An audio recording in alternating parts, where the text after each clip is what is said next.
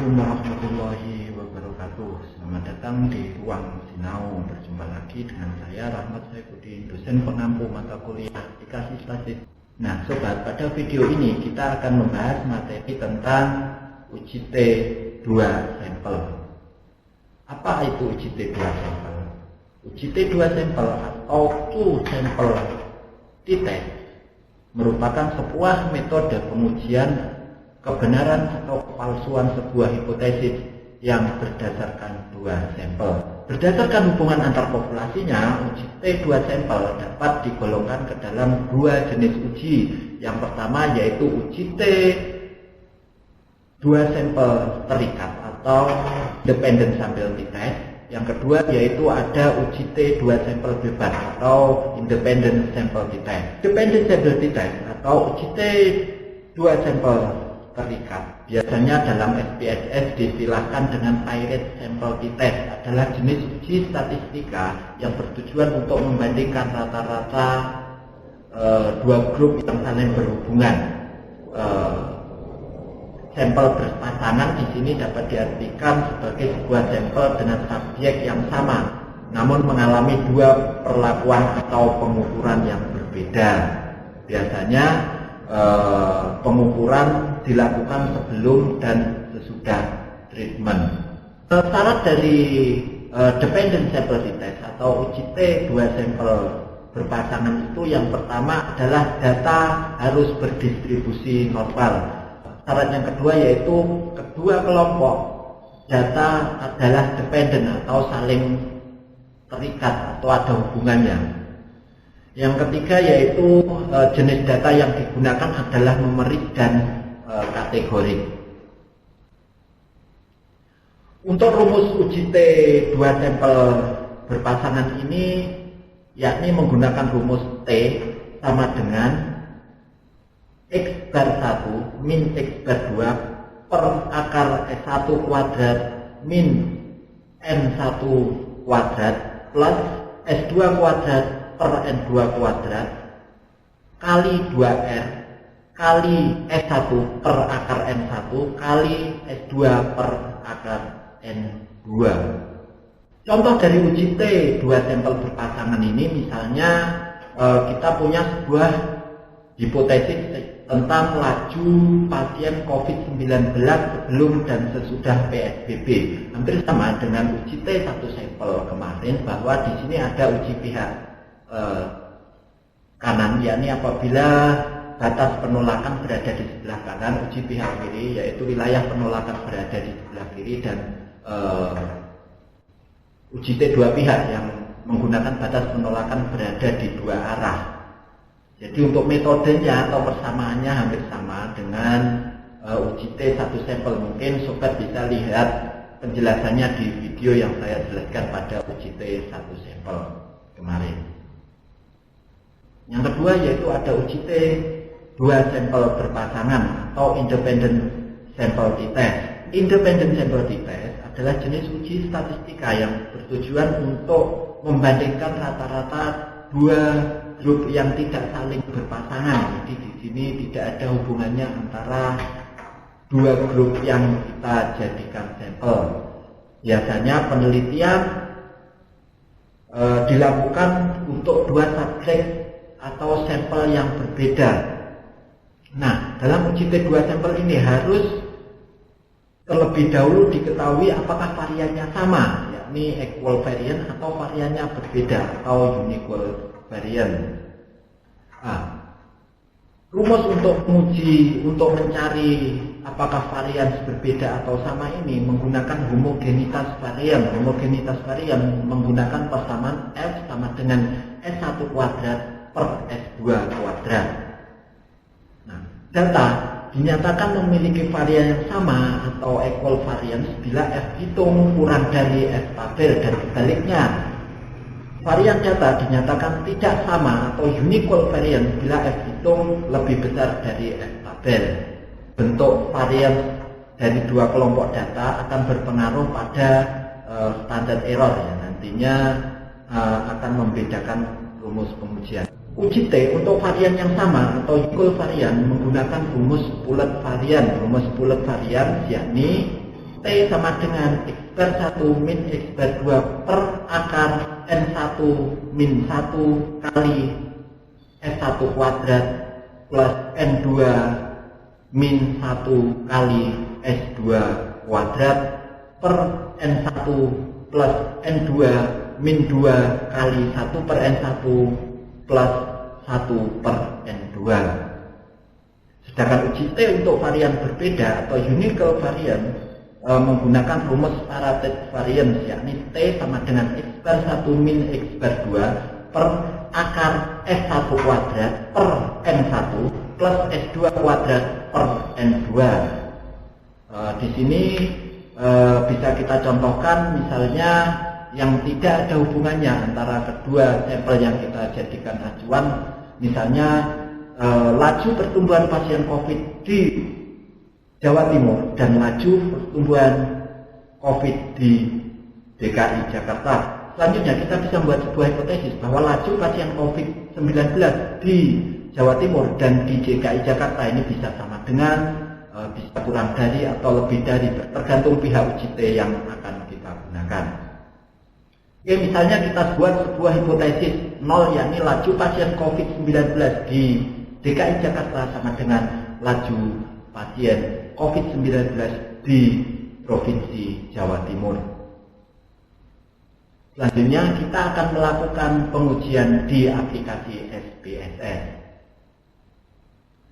Saya ingatkan, sebelum kita masuk ke video tutorial pengujian di aplikasi SPSS, jangan lupa tekan tombol merah dan tombol lonceng yang ada di bawah video ini untuk mendapatkan informasi terbaru tentang update-update channel ini. Mari kita saksikan videonya bersama. Oke sobat, selanjutnya kita akan melakukan pengujian di aplikasi SPSS. Untuk yang pertama, kita akan melakukan pengujian dependent sample t-test atau uji T 2 sampel berpasangan. Nantinya akan ada 2 sampel berpasangan yang akan kita jadikan acuan. Untuk metode pengujiannya hampir sama dengan uji T 1 sampel kemarin, yakni ada uji T pihak kiri di mana wilayah penolakan ada di sebelah kiri, uji T pihak kanan di mana wilayah penolakan ada di sebelah kanan, dan uji T 2 pihak untuk mencari sama dengan atau tidak sama dengan. Kira-kira untuk metodenya itu hampir sama dengan uji T 1 sampel. Sobat bisa langsung melihat materi tentang uji T pihak kiri, uji T pihak kanan di materi uji T 1 sampel. Karena ini kita akan melakukan 2 jenis uji T 2 sampel, makanya langsung saja saya contohkan nanti uji T 2 pihak. Oke, sebelum membuat variabelnya, kita harus merumuskan hipotesisnya terlebih dahulu. Untuk uji T 2 pihak, di mana hipotesis 0 diterima apabila rata-rata sampel nilainya sama dengan nilai acuan. Nah, selanjutnya kita akan membuat variabelnya terlebih dahulu. Nah, sobat, sebelum kita membuat variabelnya, kita harus menentukan hipotesis nihil terlebih dahulu. Oke, di sini saya contohkan hipotesis nihilnya yaitu laju pasien COVID-19 sebelum PSBB sama dengan laju pasien COVID-19 setelah PSBB. Jadi kesimpulannya di sini tidak ada perbedaan yang signifikan antara laju tambahan penderita sebelum dan sesudah PSBB. Ini hanya contoh saja ya, jadi jangan didramatisir bahwa ini adalah kasus yang sebenarnya. Nah, coba seperti biasa kita buat variabelnya terlebih dahulu. Di sini kita buat variabel Hanike, yang kedua yaitu sebelum dan sesudah. Di sini kita pakai nilai default saja dan nilai desimalnya kita kosongkan. Selanjutnya setelah variabel kita buat data view-nya. Untuk data view-nya di sini ada Hanike 1 sampai 10 ya. Kita ambil contoh 10 dalam waktu 10 hari. Terus selanjutnya yaitu ini nilai sebelum dan nilai sesudah. Nah, setelah kita mengisi datanya, selanjutnya kita lakukan uji normalitas terlebih dahulu. Caranya yaitu deskriptif statistik, explore, kita reset terlebih dahulu. Oke. Selanjutnya kita masukkan ke box dependent list ini, yaitu variabel sebelum dan sesudah.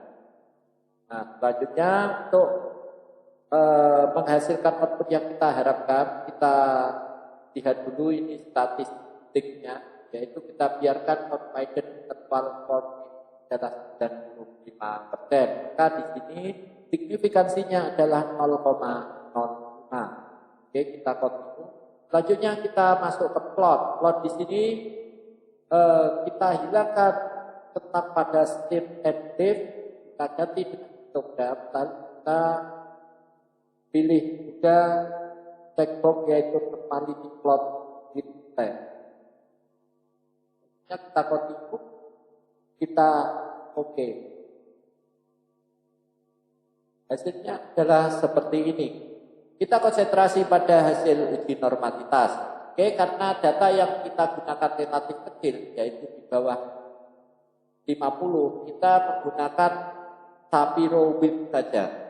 Jadi di sini kita dapati signifikansinya adalah 0,984 dan yang sesudah yaitu 0,787. Maka dapat kita simpulkan bahwa data berdistribusi normal dikarenakan signifikansi lebih besar daripada 0,05. Oke, selanjutnya kita lakukan pengujian uji T 2 sampel berpasangan. Caranya yaitu kita lakukan analyze, combine with, pirate, sampel titeh. Kita masukkan variabel yang kita jadikan acuan. Nah, di sini selanjutnya kita pilih oke. Hasilnya menunjukkan seperti ini. Jadi kita dapati bahwa signifikansinya adalah 0,256. Berdasarkan hasil tersebut, kita dapati bahwa T hitung lebih besar daripada T tabel. Maka dapat kita simpulkan bahwa hipotesis 0 ditolak dan hipotesis alternatif diterima.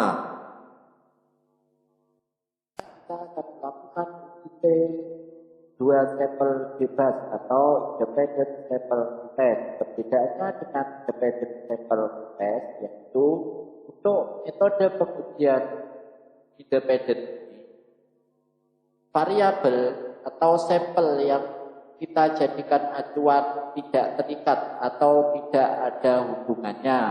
Di sini kita buat hipotesisnya yaitu laju pasien COVID-19 DKI Jakarta dan Jawa Timur.